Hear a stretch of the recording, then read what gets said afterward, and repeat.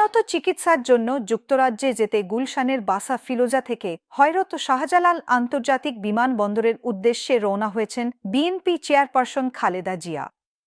মঙ্গলবার ৭ জানুয়ারি রাত ৮:১৮টার পর খালেদা জিয়ার গাড়িবহর বিমানবন্দরের উদ্দেশ্যে রওনা হয়। এ সময় ফিরোজার সামনে অসংখ্য নেতা কর্মী ও সমর্থক সাবেক এই প্রধানমন্ত্রীকে বিদায়ী শুভেচ্ছা জানান।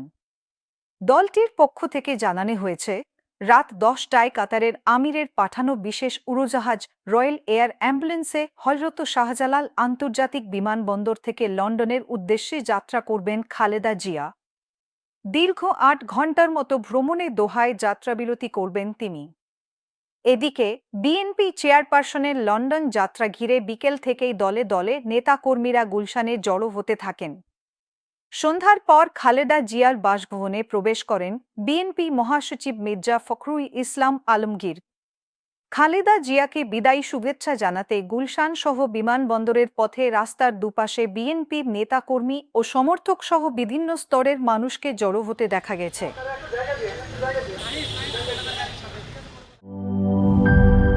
জীবনের সাথে চলে high five all time healthy life.